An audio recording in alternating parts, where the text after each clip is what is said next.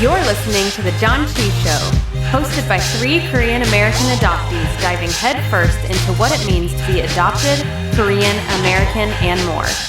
And now, here's your hosts, Nathan, Patrick, and KJ. Hello, everybody. Welcome to the Janchi Show podcast. I am one of your hosts, KJ, along with my good friends and pals, Nathan and Patrick. Fellas, how you doing? Good, pal. I'm tired, but other than that, doing pretty good. Dude, yeah, I heard you were pulling like 12 and 14-hour workdays during March Madness. Was it for March Madness? Like, why are you so busy? So Indianapolis hosted the Final Four this year, and we hosted downtown, and I work for an organization that is literally called Downtown Indy. And I was out basically from 8 hours in the office and out and about from 8 a.m. till midnight. From Thursday to Monday. Jeez. What day is it? Wednesday? Dang. Wild. Don't even know what day it is. So, It was good. you done with it now, though? March, Are you able to relax? The Final Okay. Four is over. Okay. This is how much I know about basketball. I don't even know who won. So, Michigan. yeah. Okay. For They beat men, UConn for men's. UCLA won for women's. That was in Phoenix. oh man, UCLA beat Texas to get to the championship game, and I watched the last 4 minutes of that, and I saw Texas go on a run, and then is it the center for UCLA that's an All-American? And she got this I think so. this one killer block in, and it just ended all hope. And I was like, oh man, that is a supreme bummer. I'm not Purdue that beat invested, Texas but in I the was Sweet like, 16 in men's on a tip Yeah. at the very end of the game. dang, awesome. yeah, this is. I like watching sports when they're close, and I jump in at like the last, say, 30 minutes of a match, and I like it's enough to catch all the drama, but not so much that I'm like, I've been here for 3 hours. That's how I Of a watch match. sports That's that I don't really care for that much. So, It was a good year for college basketball. Good tournament this year, all right, yeah. for sure. Well, it's not a good year for Liverpool, but we're not going to get into that. What we are going to get into, I guess, even before the thing I was about to get into, is why we Yeah. call ourselves the Janchi Show. You got it. Patrick, why do we call ourselves the Janchi Show?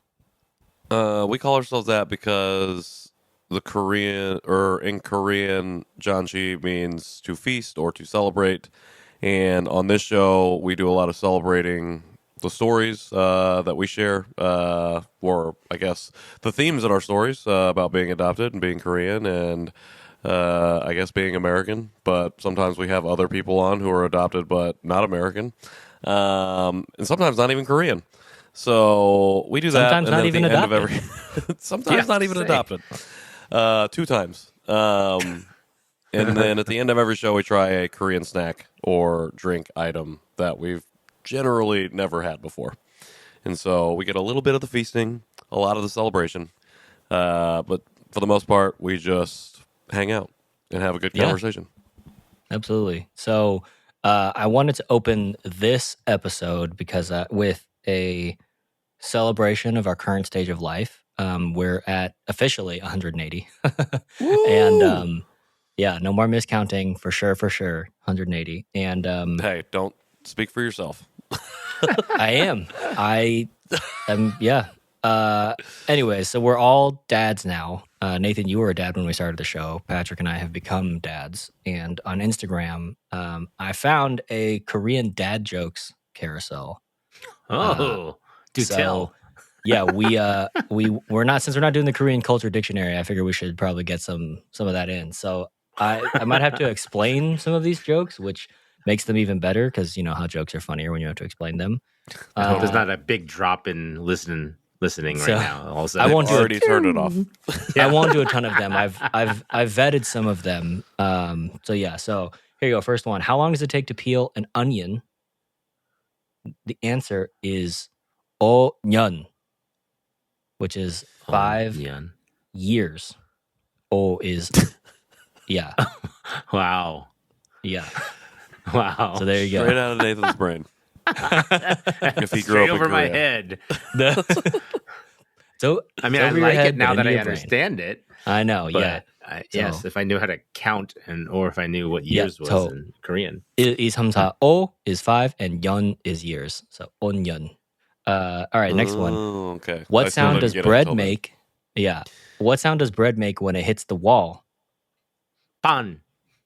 Yes. Nice. Yeah. Pang is the Korean onomatopoeia for like a knock or something like that. Not like knocking on a wall, but like a hit. And pang is also bread in Korean. So there you go. Okay. Yeah. My Korean I like app that on one. my phone coming through. Amazing. That one's better than the first one. Yeah. Okay, this one. What did the bus driver say to the egg? Get on. Get on Get is on. egg in Korean, but it also just sounds like get on if you have Yes. a Yeah. thick Korean accent. So there you go. Thank you for explaining that. That's it. That's the end. But Anyways, That's it. I mean, there's more, but they take more explaining. Mm. So, and they take more Korean vocab, of which none of us really have. So, yeah. I have literally zero. You have old. I think I've regressed. You have yeah, 5 years. I've already forgot it. You have Mindatoge something and Pandatoge something. That's right. I, Bindatoge Maneo. And then Yeah. I forgot the other one. Bindatoge Jagayo? Togyo. Chokio. Yeah. But I don't know I don't know that verb, so I just know it from the phonetics of editing that clip. I was trying to think of like clean plate, dirty plate, but Kaiku something. I don't remember. Amazing. Well, yeah, so those were Korean dad jokes, and If you're still listening, it, thank you. You're still listening. It won't take that long to power The through OGs them. are It's like, still here for sure. yeah. Well, yeah. So we threw it out to our listeners the last solo, I guess, that we did to say, write in with your thoughts. And, if you got anything that you want us to talk about, then please do that. And we did have a listener write in. So thank you so much to Danielle for sending us an email. And she said she had a lot of nice things to say, but her question for us was, what's next? So we were talking about the idea of, learning a new thing and then like rapidly advancing to 80%, and then you hit a plateau. You have to put in a lot of extra work just to get like small percentages better. And so, yeah, so she says, maybe it's because I'm getting older, but I've been wondering what's next after coming out of the fog. Maybe it's because I'm a goal-oriented type A person. Maybe it's a strong focus on sharing my journey with my son. Looking back, I'm so proud of my journey where I am now. But yeah, so she's just thinking about, like, what comes next for an adoptee who is out of the fog. And I think we might have talked about this once. And I think it's worth revisiting because the journey is really personal for so many people. And there are well-tread pathways, and you could go off and take the road less traveled, if you will. But I think sometimes after you're like, oh yeah, out of the fog, what now? You can start to feel some of that blank page syndrome. So I'm curious to hear your thoughts. Nathan, I'll go to you first. What is next? / what has been next? I do remember briefly talking about this topic a long time ago, and I think I remember at the time I made this kind of analogy of saying that sometimes when you come out of the fog, you find more fog. And it was like kind of Yeah. one of those, Yeah. Do you remember me saying that, where it was like you discover something and then it's like you find more breadcrumbs to find more information or more things, and just there's lots of discovery stages of coming out of the fog, I think. And so and I think that's true because there is so much information to learn. I agree though with Danielle in the way of maybe I slowed down for sure. And I think maybe a lot of people have is once they get over the hump of coming out of a little bit of the fog, or at least coming to some consciousness where you're like, okay, I'm moving forward. that big hurdle is the hardest one, and then everything else you're like, okay, I'm gonna do a little dabble over here, I'm gonna do a little dabble over here, and you pick and choose your path, like what most interests you. Is it discovery of birth reunion searches, or is it just the culture, or is it more adoptee authors or documentaries, or advocacy? Like, I know Patrick really dove into that a lot. I dove into the organizational side of things when I started, working with Khan. And I think all of those things for me it was just the way I did it. It was, I looked at all the paths, and then I chose one of those paths and then put my effort into that. And that, because just like when I was, in photography and I was trying to learn photography, I was dabbling in a lot of different types of photography, but eventually I set on one type because it was just too much to do all of them. And I wanted to focus on that one thing. And so that's what I have done, is I focused on the one that most interested me most, which is continuing this podcast with you guys.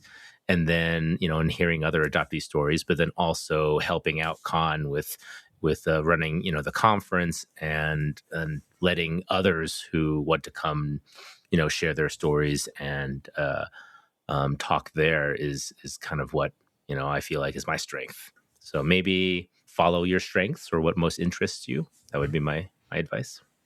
Yeah. Can I ask, how did you land on Khan as helping out with an organization as your way forward? Was it just like previous life experiences, like, oh, I like this kind of stuff, and so now if I can find an organization that specifically deals with adoptee stuff, I'm going to get into that? Or was it just like, oh, I don't know, I got an inkling, or I got connected to a friend? Like, what was that first, like, I think I'm going to do this for you?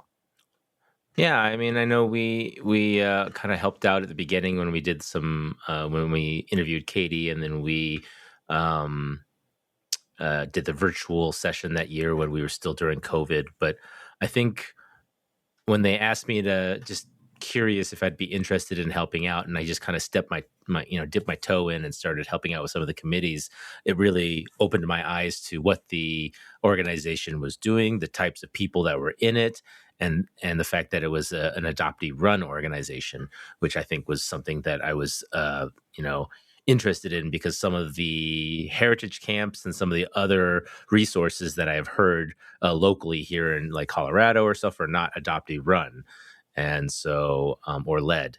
And so that was something that I thought was important. And then just clicking with the people that I was with, seeing that there was an organizational structure, that there wasn't, I don't know, just,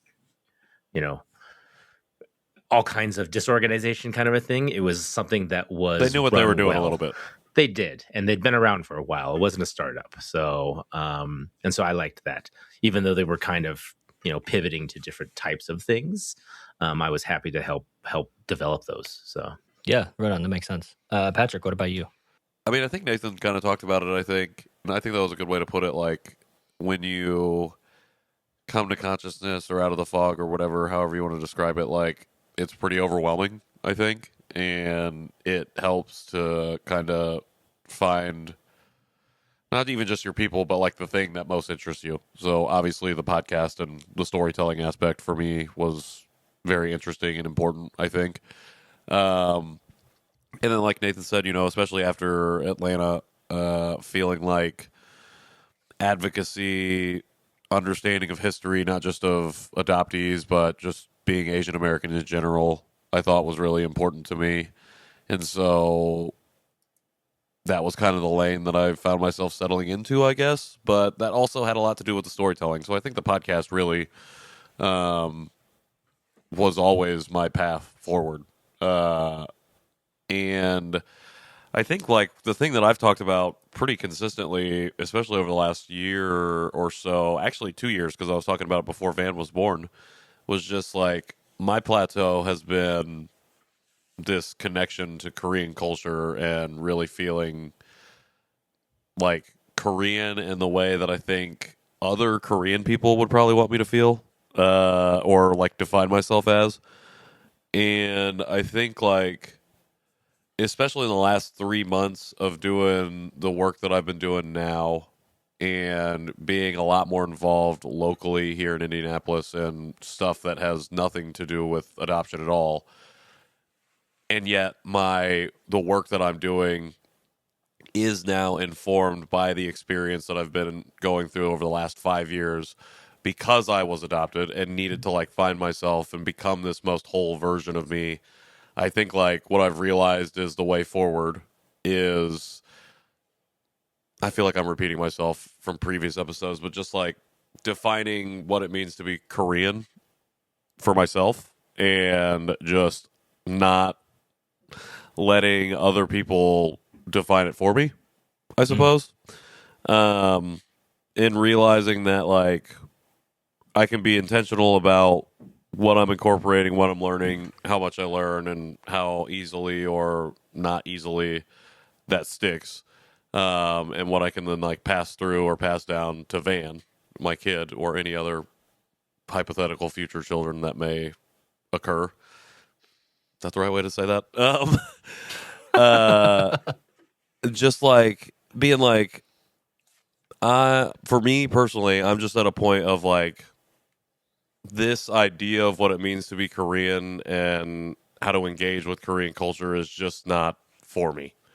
And I think realizing that I don't have to do that in order to still be Korean or still be the most whole version of who I am has been a really great, I guess, kind of launching pad forward from that 80% plateau. So like that has allowed me to take incremental steps to get to access different parts of myself that maybe have nothing to do with like my ethnic or racial identity. So that's kind of how I'm approaching it, I guess. I don't know if any of that made sense, but yeah. Yeah, I think it makes sense, and it makes me like, it is echoes of what you said before, but I think I just, it's been a while and I hear it differently. Is it fair to say that you're where you're at is you're just like, I don't have to do Koreanness, quote unquote, the way that other people want me to or the way you expect me to? And like, do you feel like more free having made that kind of conscious decision to just be like, yeah, it's just who I am? Yes, it's definitely more freeing. That's a great way to describe it. I think for a while I was stuck in this position of like watching other Korean and Chinese adoptees like engaging with those respective cultures in a way that I just felt like I have been unable to do. And I think I felt like this pressure to be doing that. And if I wasn't doing that, then like I was disappointing other people in the community or like not being the person that I'm quote unquote supposed to be. And realizing that was all internal stuff. Like that's not, I love that for everybody else, all the people that I know, friends who are doing these things. And like the pressure that I was feeling wasn't like other people expecting me to do that. Maybe they were, but at least for me, like it was this internal feeling of like, oh, like if you're not doing this, we just talked about this recently. Like if you're not doing this, you're not doing enough. Like you're not doing enough to be, like I get who you're supposed to be. And Yeah. I was like, no, that's not. I need to stop telling myself that. Like I'm the one telling myself that I'm not enough. And I'm like, Yeah. I can't be that voice in my own head. Because if I am, I'm always going to be holding myself back from really being that fullest version of who I could be. Yeah. And I think that version of me is different than other people, just like everybody's different than everybody else. Yeah, I think that's fantastic. The way that you're describing it, it reminds me of, not to get philosophical and more importantly, not to get incorrectly philosophical, but I think it was like Plato or Socrates who established like the theory of forms. And so like the idea that like there is a perfect form and we are all imperfect versions of that form. So it sounds like to me, what you're saying is you had some idea of the perfect form of like an adoptee engaging with their culture coming out like post fog. Like there is a right way to do this. And you were like, and if I do that, that doesn't feel right in my body, but because that's all I see online or in person or whatever, that must be the right way. Therefore, I must do that. Therefore, I'm wrong. And you've now, it sounds like you've just been like, no, that's the right way for them, and it doesn't have to be the right way for me, and I don't have to hold myself to that standard anymore because I can find myself a new standard, and it's the standard of where I am. And like, so that sounds like a big paradigm shift, to just be like, yeah, it is okay for them to engage in this way and feel wonderful about it, and it's okay for me to not engage in that way and also feel wonderful about that. Totally. Yeah, and I think a lot of this kind of kicked off it plateaued in this particular regard with like the shit that happened in Korea with Holt and my birth search / file review, and then this whole like saga that went on, and feeling a lot of guilt that I didn't do or respond or like pursue, reconnection, reunion in the way that I think other people would have, and then was like, oh well, now I've let down this part of my community, and part of what made that, like, what really like kind of shifted me towards this more freeing mindset was a conversation that I had with a close friend who kind of was like, who was an adoptee, who was kind of like not directly saying it, but like kind of giving me shit for not doing that, for not pursuing reunion. For not doing the quote unquote stereotypical thing. Yeah, and I was just like, you're like, hold up, wait. Yeah, I was just like, I thought we were. I mean, we are still good friends, but I was just like, like that's making me think a little bit more about this, and I'm like, yeah, I don't want to feel that pressure. And that was the first time I felt it like externally. It was strange to have come from somebody that I know well.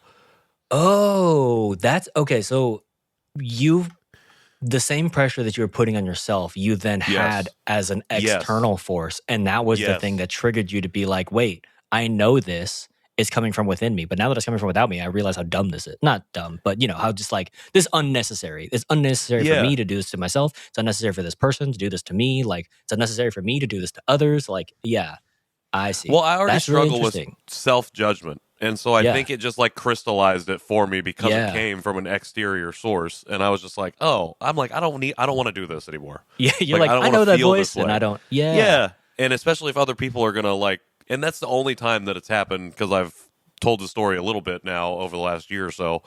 But like, yeah, it was just, and I've never actually vocalized this until this moment. But like, yeah, that was the moment where I was just like, I don't want to feel that way anymore. Yeah, so, absolutely. Yeah.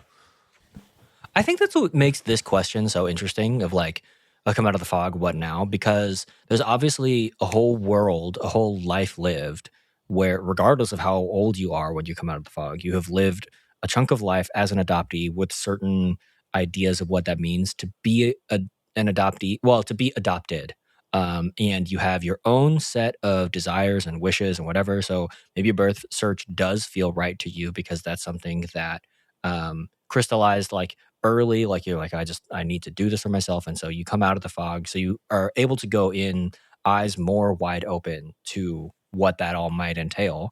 But it could also be that was true for you pre-fog, and then post-fog, you're like, oh no, I definitely don't want to do that. And I think like that's maybe more my case where I did want to do it, then I didn't want to do it, then I came out of the fog, and I was like, I did want to do it again, but now I don't want to do it again. So like I've hit kind of both things, pre and, I use the term apocalypse because it is kind of a moment. So like pre and post apocalypse, like I hit those cycles twice, and I think that's, like I said, I think this question is interesting because, Nathan, to your point, if you come into the fog and there's more fog and you're like, oh, I still would like a guide, I still want a way. And Patrick, to your point, I think it can feel like there is a way forward because it is a well-trod path, but that's not the only way forward. And for those who are on the path, and for those who aren't on the path, like we should all be able to say like, no, you can make a left at the fork or you can make a right at the fork. You can carve your own way and create a 3-pronged fork, like whatever that looks like. So yeah, that's really interesting, and I'm glad that you have reiterated that, because I think it's really powerful to just be like, yeah, I don't want to do this thing, and I'm gonna forge my own path, and I'm gonna like, because I always got the sense, because of how our show started, and I think maybe Jerry putting some influence on like how we wanted the show to be, and like kind of the conceit of the show, and then just my own, and maybe Nathan, to you as well, like my own desire to explore Korean culture, and you, Patrick, are probably just like, well, I mean, I guess this is what I got to do, and like I am interested in this, but maybe not as interested as my co-host, so we're just gonna go through the Korean culture dictionary or whatever. So like it sounds like you did the hard work, the really hard yards to get to 20%, and you have yet to find that like plateau moment, or you're just now finding that plateau moment. Yeah, I've never really thought about it like that. But I mean, I won't say that I wasn't not interested at the beginning, especially when you're going through like the culture dictionary and all of that. Like it felt it, but again, like it felt like the thing that I was supposed to do. That's not just because it was part of the show. Like it was just like, oh, okay, like now that and that's what, like things that I've been reading, like all kinds of stuff. It just felt like that's the well-trod path. Yeah. And it's just like, this is it. And then when that became more Asian American adoptee or Asian adoptee in general, and seeing similar themes of cultural ethnic exploration, I was like, okay, so that it's like extended outward even further, and still, I guess, not feeling fully like that resonated in a way that it was supposed to. And I think like, yeah, it's just like it. Yeah, I don't know. I'm gonna have to think about that a little bit more. That makes sense, because like, yeah, when I think about, I got connected with a Vietnamese American from Austin who came up to Dallas for a thing, and he's starting his own kind of like silk network, is what he's calling it, and it's like a way for Asians who move to a place to kind of find like, where are our cultural hubs? Like I don't really know where that is, like kind of like just our own like, just like connection, and like this is like, these are the restaurants you got to go to, these are the events you got to go to, these are the like Asian American small owned businesses, whatever. And for that same kind of thing. So, but the first story he wrote is about a Vietnamese coffee joint down in Austin, and the opening quote from the article is, "You're gonna forget Vietnam," and that was his like family talking to him. And so I think that like, to your point, once you get into the broader Asian American landscape, then you are finding second, third generation Asian Americans who are trying to reconnect to their roots. But there's that unique difference, but like that dividing line between adoptees and non-adoptees is like, they have like literal history with, from their family traditions or whatever, like with their roots, whereas we don't. But everybody's still trying to get back to, I think that's just like, that's being part of a diasporic continent, right? But yeah, I see what you mean, where it's like, yeah, I found that was Asian Americans were doing this who weren't adopted, so that must be the way forward, right? Well, I think what's really interesting is that, especially like my geographic location in Indianapolis, where the Asian diaspora here is very disconnected, existent but disconnected. Like I think from each other. So like we're all siloed in really kind of our ethnic conclaves. I think what I learned through the show and through Jerry, and doing stuff with him, was just like the importance of being able to create community together regardless of what your story was. Just the broad general shared identity of being Asian, like that might be the only connective tissue, but that there is a lot of power in being able to convene people. I think when I think about advocacy and like the work that I've been doing, I think that has been the core of it. Has been not that I have to be more Korean or know a lot about Korea or whatever the case is, but like understanding a little bit about Asian American history and how Asian America kind of has come together in the last 50, 60 years. Like thinking about how can I help foster that here in this place where it doesn't seem to exist.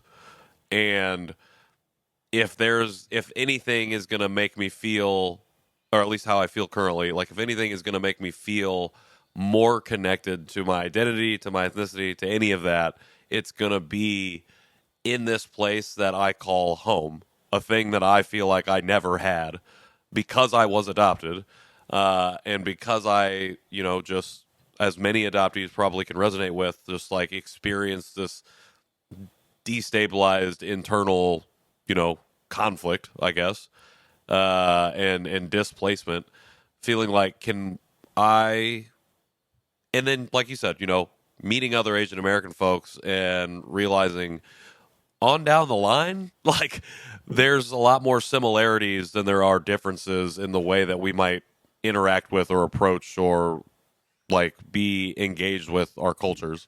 Like, can we find spaces to just be together and just be, and not like the weight of our story or how we have been Asian or whatever our ethnicities are, like be the defining factor. It's just the simple fact that we are all share the Asian identity, and that it means a lot to just be able to get into a place together, whether it's over a meal, whether it's we're playing games, like whatever the case is, that have nothing to do with anything specific. It's just can we figure out ways to create the connective tissue and build a hub? Because like we shouldn't all have to leave to go to Chicago or to go out to the coast to find the hub. Like we should be able to foster something like that here, where almost 95% of the Asian countries or the countries in the continent of Asia are represented in some form or fashion. Like we need something like that here. And so that's what's made me feel a lot more connected, and what keeps me going, or what has kept me going in spite of the fact of feeling that internal pressure of like you're not doing enough or you're not Korean enough or yada yada yada. Things that I would always tell other people, don't listen to that. Don't listen to that voice. Yeah. But I'm listening to it very, very closely, and like finally reaching a point where I'm like, okay, I can put the earplugs in. Yeah. On that. Yeah. Nathan, I was going to ask you, like, to Patrick's point about being that hub and that connective tissue and being a part of kind of building that. Is that the thing that drew you to Con and to organizing broadly? Is that sense of like, can we build that community? Yeah, exactly. I mean, it's very similar to what Patrick was saying. His community is Indianapolis, whereas my community is this virtual across the country, con organization where, I do have meetings frequently, but it feels like we're together. We're building something together, even though we all live in different states, different cities, and the fact that con moves around from different states and different cities. I mean, it's a similar thing. It's finding a community of people to tell their stories, however different or similar they are, and having people understand that they can listen to these stories, but not be in a way judgmental or say, this is the path that you need to take, because I took that path. And I think that's just really the most important thing, is just being able to listen and be among other people that listen and that may give advice if you ask for it. So but it's also, even though I'm listening to authors and people doing, creating documentaries and things like that, those aren't things I want to do. And that's okay. And so even though that is a path that some people may choose to do once they come out of the fog, do research, or write books and stuff. And that's great. And maybe that will inspire other people. Even just like our podcast maybe has reached other people who want to tell their story or create a podcast of their own. And that's great. So, that is why I do it. I do it for that community. It's very rewarding when you see it, I think, when you actually meet people in person, even though it's once a year, but I do love that culmination of seeing everyone in one spot. Yeah, I love that too, about like how Con is aware of like there aren't pre-existing hubs necessarily in different areas, and so like we're gonna be that, and we're gonna move around, and we're gonna commit to doing that, even though it's like logistically kind of annoying and whatever. Like we just recognize like there is a real need for that, for adoptees to come together and hold space for each other, right? And take up space with each other, which I think is kind of the push and pull of like how we be together. So yeah, I think it's really good. And when we think about like, what's next after the fog, I don't know that any clear answers have been given, but I appreciate both of your perspectives on what's next. Besides, the only clear answer is it's personal, and you you have to figure out which, for a self-describing goal-oriented type A person, I don't know that that's very helpful. So sorry. I think like I've been thinking about this some today. I think what was next for me, like when we started the podcast, was to keep doing the podcast. I think Nathan, similarly to you, I felt like our show could be a good in between of like it's not a big high of a conference, but we can hang out with you, be in your ears every week, every month, every however often you listen, and just provide some community, some laughs, maybe some tears, cathartic, hopefully. But yes, I think it was always kind of doing the podcast. For a while, it was, can I be more Korean? For a while, it was, can I be more Asian? For a while, it was, can I be more adopted? Which I know, like, it's kind of a weird thing, but I think it sums it up well in this type of music that I've written. So I wrote To the Dawn, and that I feel like is like my personal adoptee anthem about coming out of the fog. And maybe it's not all clear or whatever, but like I can find solace, hope, strength in the fact that like I'm making my way to the dawn, like where there is no more fog, right? Then I wrote a song called Don't Let Me Go that was very deeply tied to Asian Americanness. It was like at the height of like the early 2020s Asian American hate crimes, Asian hate crimes, and that kind of stuff. And like even in some of the language of that song, like I pulled a number, I think it was 3,800, whatever, very specific number that was directly tied to like the number of reported hate crimes at the time. And so that was like very Asian American. I started writing more music around like to my birth mother / to the absence of my birth mother. And that one never, well, I say it never got finished. I actually did finish that one just recently because it's come back around now that I'm a dad. And I get to play with the idea of parenthood, what it means to be a parent, what it means to have a child, what it means to need a parent, what it is for my child to need me. And so the chorus of that song is essentially, Mom, where did you go? Dad, where did you go? I need you, or I'm still here. But it's all in Korean, and I get to play with, the first time I sing the chorus, I'm the child who's saying, Amma, 어디 가서요?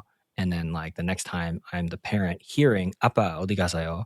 And I can just say like, I'm here, and so it's like, and that's been, I think, really interesting to mess with that kind of like that state of, in some ways, like I do still feel like the baby who was left behind or who's given up or who doesn't know where his mom went. And I'm just like, I'm here. And on the other hand, I get to be the parent when my daughter says, Appa, like, and in the night, like, I'm here, girl, I got you, So yeah, so I think that for me, It's deep. It's unfortunately, I feel like it's a thing that won't really fully get the impact unless there's a music video, which I don't know how to produce a music video on basically zero budget. But Or they listen to this episode where you just explained it. or I mean, that was pretty good. I felt it. read a blog post. But yeah, so I'm actually, side note, working on a whole album that I think I'm going to call Modern Family Man around, because I guess this is the other thing too. 2021, 2022, like I was like, oh yeah, I want to write an album. It's a concept album about the adoptee experience. And I've gotten away from that now because I think like early post-fog, that was like my whole thing. Was I was like, oh, I've got all these new fun things to think about, to explore, whatever, like I've talked about in other shows, like did a lot of research and learning and whatever. I've calmed all that down, but now I get to find, like Patrick, what you were saying, like what is authentic to me? What is my experience, my, whatever. And so the album Modern Family Man gets to be what it means to be adopted, but to be a dad, but to be, and that is a part of, to be in a mixed race family, like all of that, to be disabled and have a child who is my racial, I should write about this. To have a child who is my racial mirror, but who's not my physical mirror in some ways, those kinds of things. So, so like, I think that's where currently I am, is I did all the things that were interesting to me and then filled up. And now I was like, okay, now that I have time, what can I explore? And even, and I've talked about this a lot too, like, I feel like I've settled in a good place about like how I would describe myself religiously or spiritually, and like kind of codified my system of my philosophy of life, if you will, and that kind of stuff. So yeah, I think I took a lot of paths, like we talked about, like, well, minus birth search. I did do that. I got about 3 steps in and I was like, not for me. I'm gonna go back to the fork and take a different turn. That was too much admin, too much bushwhacking for me. So I went to a different path there. So yeah, but I think, and I might go back to that. I don't know. I think it's just, if you're feeling like, where do I go? The unfortunate reality is, at least from my perspective, and it sounds like for y'all, is like, you got to do at least like 5 minutes of introspection and just be like, what's interesting? And then go there. And I think you will find companions along the journey, whichever route you choose. And you also get to set your own goalposts. So if it's read this book, and I will consider that to be like, that's good, then great. If you're goal oriented, then just say like, I want to read this book, and then like have time to digest it. I actually set a goal for this year, because I failed at it last year. I was like, I should re-listen to The Making of Asian America. I listened to it once. I was like, this is so interesting. I started listening to it again last year, and I was like, man, this is boring. I don't know how but I was interested in it the first time I read it, and the second on reread, I was like, this is thick. And I haven't even really gotten past like the Columbus era, so we're still in like, what is that, the 1600s or something? So yeah. So I think you get to make your own goalposts. Sometimes it's, I'm going to learn some Korean language, but even like with Minji, like my learning Korean language for her sake and being able to use it, that's plateaued. So I'm just like, I'm good with what I got for right now. Like, I'm teaching her, she's speaking English, but she says like dalgi for strawberry, and she says like nabi, and she sings like some like she sings like the some of the Korean nursery rhymes, like that kind of stuff from that book that we have. So like, that's wonderful. That's great. Like, when you grow up, we'll watch K-pop Demon Hunters. That's really all I want. It's just like part 4. Yeah, part 1,000.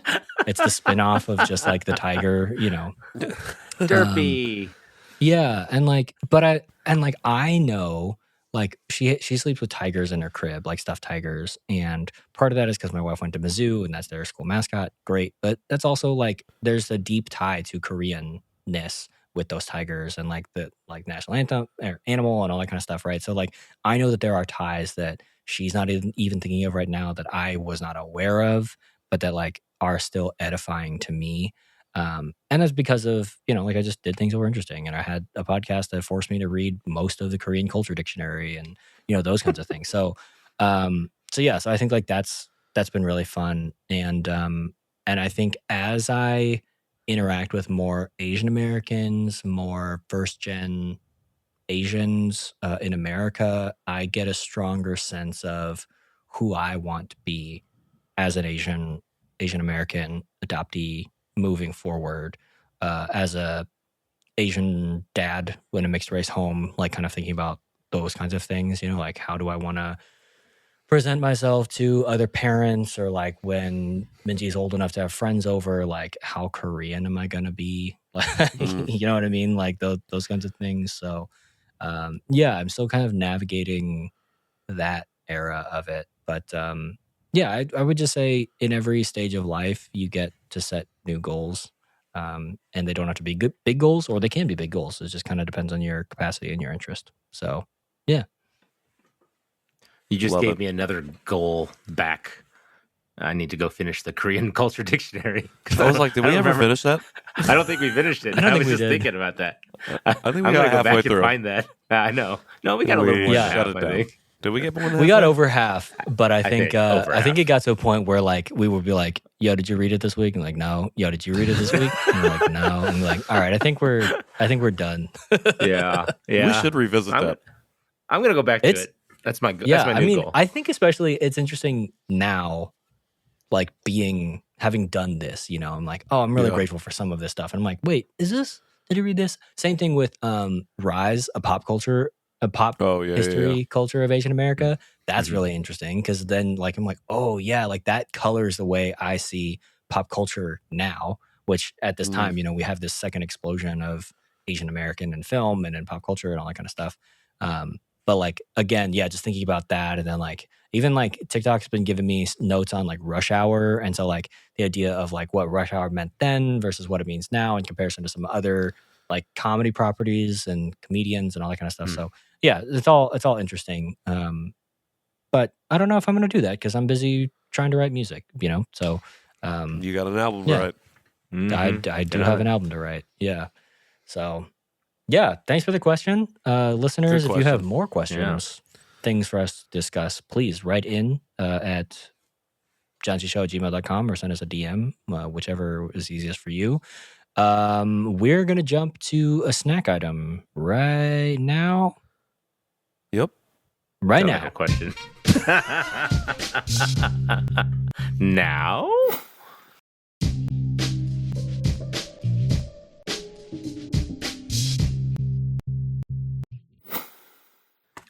Welcome back to the Janchi Show. Time to have a snack. Food portion. Food portion. With your hosts, Nathan, Patrick, and KJ. No. Nice. Yes. Yes. We are speaking of. This is funny that we just ended our session talking about the tiger, and I had forgot that Tiger. I had got a dessert or a snack that has the tiger on it. It's I don't know, so I know the character in K-pop Demon Hunters is derpy, but is this derpy too? Is that like, what does derpy mean? No, I think that's just the name because they needed to name for merch. But like the derpy Okay. tiger is like a very common look in like Korean art, like throughout history. I don't know why it's a derpy looking tiger, but like there's that style of tiger, or there's like the one that looks fierce, but the proportions of like the eyes to the fangs is like wrong, so it's like still kind of like silly or goofy looking, like cartoonish, if you will. But yeah, that's just like a kind of art style in Korean history. Yeah, But and I he's don't know, wearing like- a hat. Why is he wearing a hat? That's the other thing. That's the whole play on in K-pop Demon Hunters. Like the what's the bird? Is it a? It's not a magpie. A multi is it? six-eyed bird. Yeah, I don't know. But I think it's a magpie. But there's there's something about, and I don't know if this is like Joseon history or if it predates that or whatever, but there's something about the tiger and the bird that represents like kind of like a nobility and commoner, or like a nobility and jester, and like the hat is like a play on like wisdom or something, that it's also just kind of common. So I don't know if the hat represents that. And so there's this whole layer of, I saw this in an interview about the two characters in KPDH. So but yeah, so like there's in Korean history, that's like a way of like doing kind of like a jab at nobility, I think, with the tiger and the bird. And that's, so the hat does belong to one of them, and then the other one steals it. Like that is just a part of Korean art history, but like that's about as much as I know. But the movie is a direct reference to Korean art history, so you will see that in other places. All right, Yes, can I be the 100% gap or honest hat. with you guys real quick? Yes. Yo, I've listened to the song Golden probably 10,000 times. you've not seen have the not. movie? I've not yet seen the movie. Oh my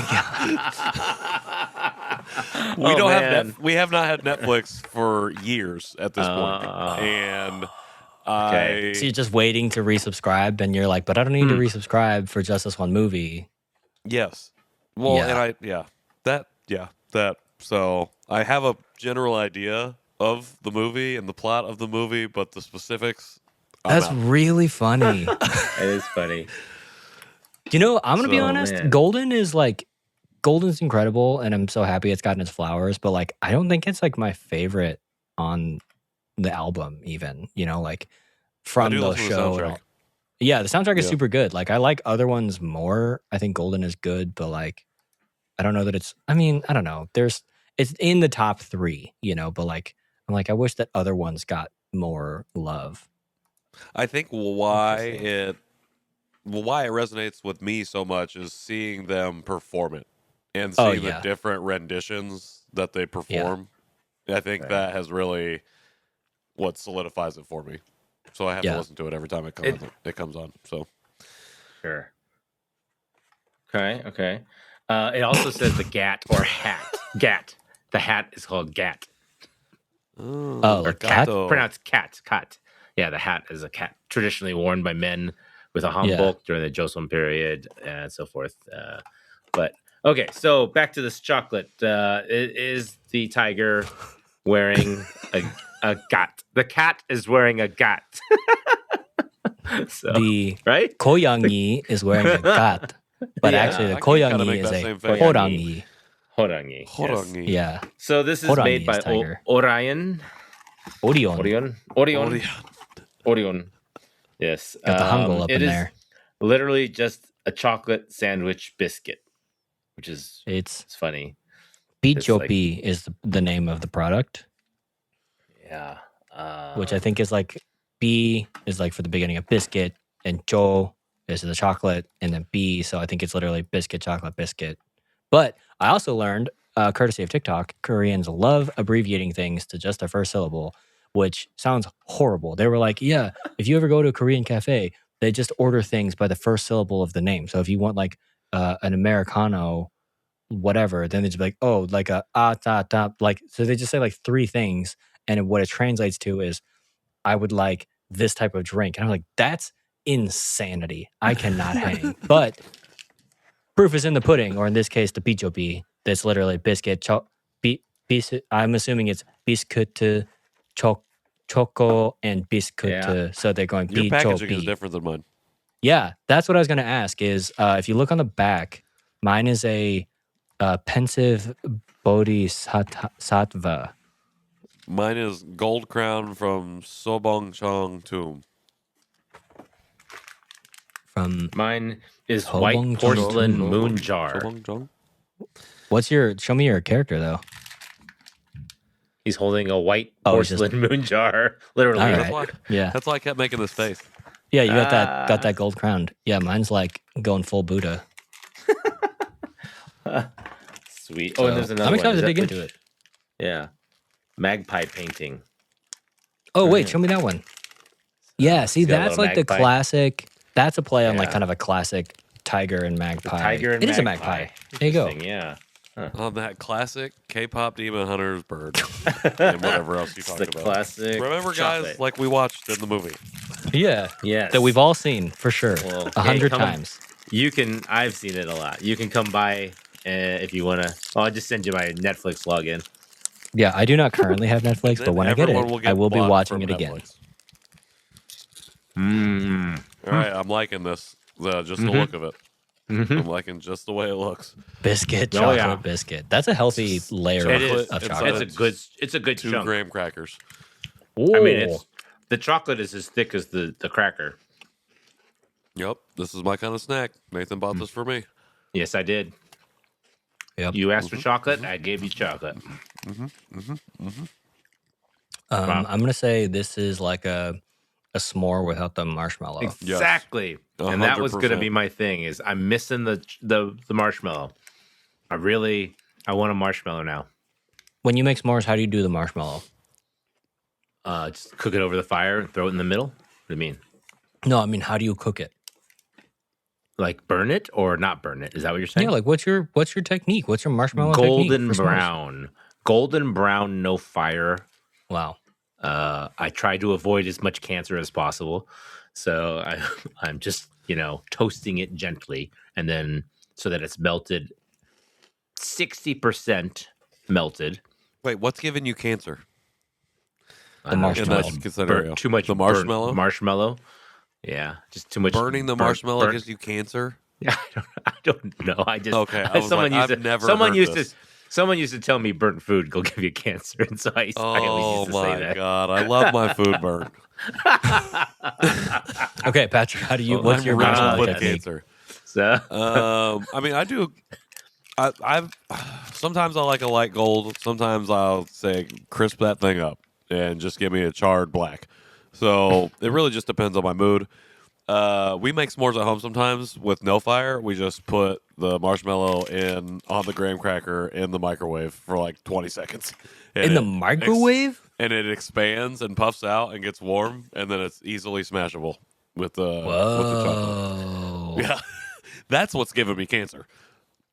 That doesn't seem The great. microwaving the Yeah. marshmallow. also I heard- inconclusive. I heard a thing about carcinogens, which I think is what happens like when you eat burnt food. That's you get Yeah. carcinogens. I've heard those are maybe not great, but also like I don't know. I Isn't love that a what you get grill. when you smoke cigarettes? I was like, I love a grill. I love a wood burning fireplace, and there's carcinogens everywhere. I love a gas stove. Yeah. So I don't know if there's getting away from it, but yeah, my general marshmallow technique is I just slap it on the fire, let it catch fire, crisp it over, and then blow it out immediately. Oh, there you Wow. go. And yeah. then so it's like super gooey, and then it's like not. I mean, it's burned, but like whatever. And then I pop. Where that in there's there. like still marshmallow left on There's the poker. tons of marshmallow, but it's just like I just want like a ring, and then blow it out, and then yeah. Interesting. It makes it a Nope. pain to like get off of it, but That's I what like I'm it. saying. I just don't have the 'Cause it patience. leaves the I- sticky. Yeah, Okay. see, I go the distance to let it sit there Okay, for at least bro. as long as possible so that it's evenly melted and not on fire. Yeah, I know. Nathan's That's- hitting me I with don't the think that's- animated song titles right now. I don't think more people. I don't think more people do that. I think more people go the routes that you guys go as well because it does. I Microwave. agree. It takes too long. So yeah. I Screw. You can skip the microwave and just go to the jar stuff. Go get the marshmallow fluff. So have you ever seen that stuff? Honestly, that's a good point. Yeah. Yeah. Right. Then you're getting straight marshmallow like cream spread. Throw that on some chocolate and a graham cracker. You're done.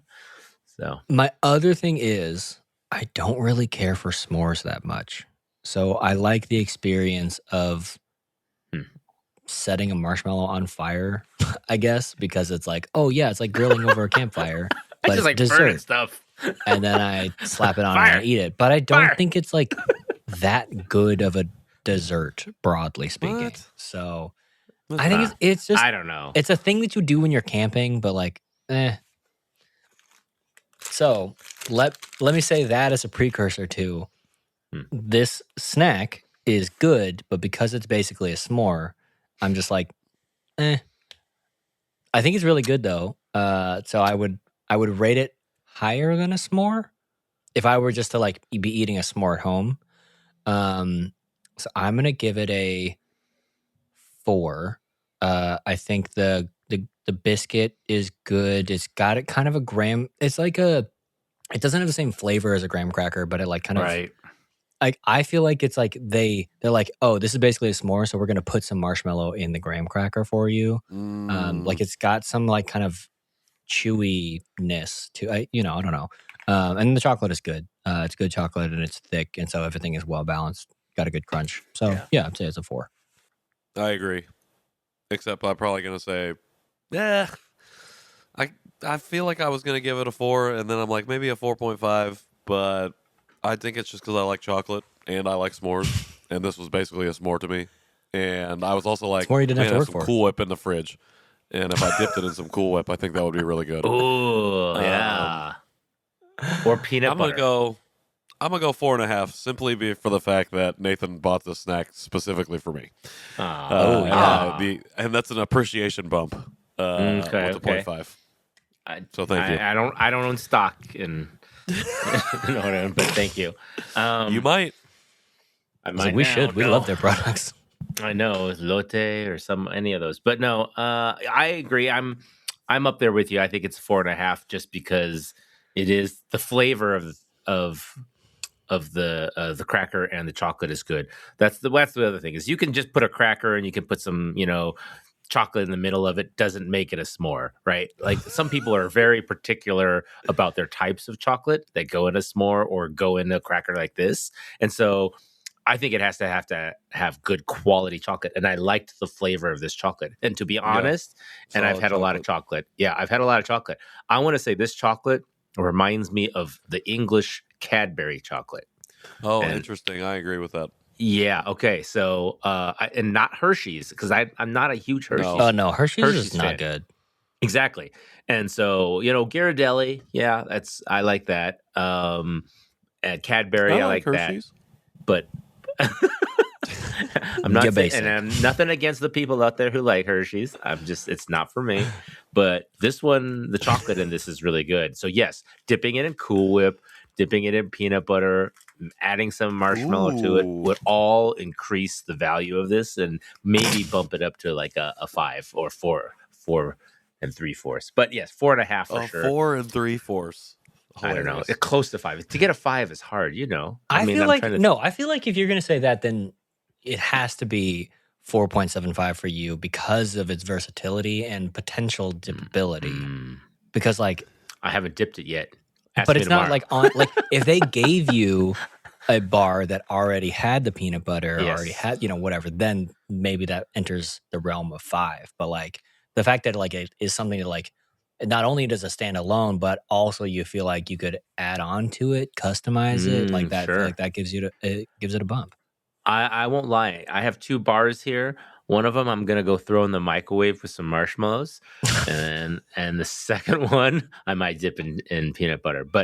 And this is gonna date myself too, because you guys might not remember this, but there was an old commercial when they talked about Reese's peanut butter cups and how they were invented. Some guy with a jar of peanut butter and a guy walking around with a chocolate bar, and they ran into each other and it mixed together. Okay.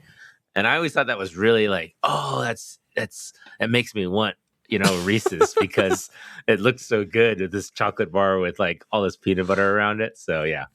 Have you seen the Family Guy parody of that commercial where it's 2 guys, they crash their cars head on into each other, and the Reese or the peanut butter gets into the chocolate and vice versa, and then a cop comes up and he tastes it and he goes, ooh, and then kills both the guys, and his name's Officer Reese. His name's Officer Reese's. Oh my god. That's how it got made. But the Cadbury egg chocolate pull was good because I had a coworker who just made chocolate chip cookies that also had Cadbury eggs in them for Easter and brought them into the office. I've rarely say this, and R.I.P. to my grandmother, but the best cookies that I've ever had since she was alive to make me cookies. So wow. I have never put a Cadbury's egg in a chocolate chip cookie. That's a good idea too. Yeah. It was very good. Man, I'm about to text my wife. Ideas. Yeah. I'm about to like, go buy girl. Cadbury eggs. Yeah. They got to be on discount right now. It was a fire cookie. Salivating thinking about it right now. I thought you were just going to be like, I'm not going to lie, I was pretty happy I'm back in that corporate grind, but then you went all deep. So I also have been enjoying it, but yeah, the corporate work life. But wow. Well, that's cooking recipes with Janchi, guys. Cooking recipes with the Janchi guys. Cooking hacks. Snack hack. Is it a hack? Snack hack. It's a snack hack. It's a snack hack. Now that's a podcast. It's true. All right. Show. Take us out of here, someone. Write us with more questions. Thank you. Thanks for joining us all. As you said, you can reach us at janchishow@gmail.com. I'm N Nowak on Instagram. I'm KJ Roelke, wherever I want to be found on the internet. Is that all the plugs that we have? Nope. Is just email us? No. Don't we have a website? There's more. Yeah, but he's taking us out. I'm doing it in a different order. My bad. You just gave me so much editing work. That's fine. I'm Patrick in the world on the internet as well. And you can find us on janchishow.com, and we are also on Facebook, Janchi Show, and all the platforms. We probably don't have merch working right now, but you can always message me if you want some merch, and I will gladly sell something to you. Because it's in a my not basement. shady way. It's in my sounded basement. very shady. Yeah. I'm just saying I need to get it out of my Nathan basement. will show up because it's been there at for your 2 house years. in a white van. He's got candy Covered and in Cadbury Snickers. chocolate chip cookies. I'll give you a free chocolate bar. Covered in Just Janchi come into show his stickers. van. Yikes. Free Amazing. chocolate bars with all purchases. Also, if you are listening to this on a platform that allows it, please give us a 5-star rating / review. That helps our podcast get discovered. I forgot to be asking about that because it's been so long. But please do that. It helps. It's true. Or give us a thumbs up on YouTube if you listen on YouTube. Or Thumbs up. give us a 3-star rating like they do for Chinese restaurants. That's when you know that they're the best Chinese restaurant is when they have a lesser rating. Is that how that works? No, how that works is you, listener, give us 5 stars, and then the haters give us 1 star, and then we average at 3 stars. Oh, okay. Yeah. That's right. The people complaining about the service give us the 1 It's the star. Asians give 5 stars because they know goodness. what's up, and then the Okay. white people who say this place is dirty give them a 1 star, and they don't know what they're missing. I understand it now. Yep. I hope there's no haters listening. If there are, I'm But you know sorry. what? Let us If know. you're listening and you got Why? to this point, thanks.